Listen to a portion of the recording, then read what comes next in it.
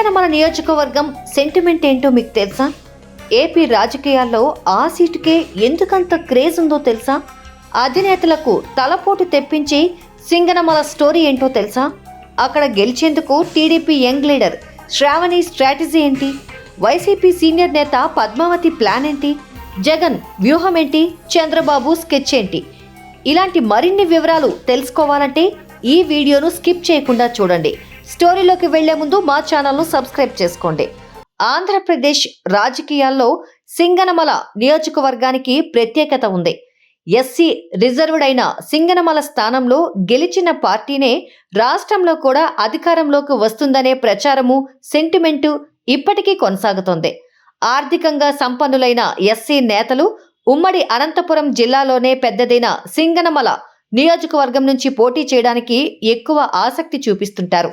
అందుకే ఈ స్థానంలో ఆశావహుల సంఖ్య అన్ని పార్టీల్లోనూ ఎక్కువగానే ఉంటుందని చెప్పాలి. ప్రధానంగా అధికార ప్రతిపక్ష పార్టీలకు ఈ స్థానం చాలా కీలకమని చెబుతుంటారు. ప్రస్తుతం సింగనమల ఎమ్మెల్యేగా వైసీపీకి చెందిన జొన్నలగడ్డ పద్మావతి ఉన్నారు. రాబోయే ఎన్నికల్లో వైసీపీ నుంచి సింగనమల టికెట్ను ఆశిస్తూ యామిని బాల, బలపనూరు అశోక్, శ్రీనివాసమూర్తి వంటి వారు తీవ్రంగా ప్రయత్నం చేస్తున్న సమయంలో వీరాంజనేయులు అనే ఓ ఉపాధ్యాయుడిని సీన్లోకి తీసుకొచ్చింది వైసీపీ.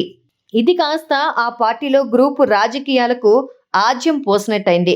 అక్కడ సిట్టింగ్ ఎమ్మెల్యే జొన్నలగడ్డ పద్మావతిని కాదని ఇన్ఛార్జిగా వీరాంజనేయులకు బాధ్యతలు అప్పగించడాన్ని వైసీపీ క్యాడర్ బహిరంగంగా వ్యతిరేకిస్తోంది. నియోజకవర్గంలోని అన్ని మండలాల నాయకులు సమావేశాలు ఏర్పాటు చేసుకొని మరీ ఇన్ఛార్జిను మార్చండి మహాప్రభో అని అధిష్టానానికి విన్నపాలు చేసుకుంటున్నారు. ఎన్నికలు సమీపించేలోపు సింగనమల వైసీపీలో ఏదైనా జరగొచ్చు అనే పరిస్థితి ఉందిప్పుడు. మరోవైపు టీడీపీ కూడా సింగనమల అభ్యర్థిగా బండారి శ్రావణి పేరును ప్రకటించి నియోజకవర్గంలో రసవత్తరమైన రాజకీయానికి తెరతీసింది. నిజానికి వైసీపీ కంటే టీడీపీ పరిస్థితి మరీ దారుణంగా ఉంది. 2019 ఎన్నికల్లో అప్పటి సిట్టింగ్ ఎమ్మెల్యే యామిని బాలను పక్కన పెట్టి యంగ్ లీడర్ అంటూ బండారు శ్రావణికి టికెట్ ఇచ్చింది టీడీపీ. కానీ ఆ ఎన్నికల్లో శ్రావణి ఓడిపోయింది.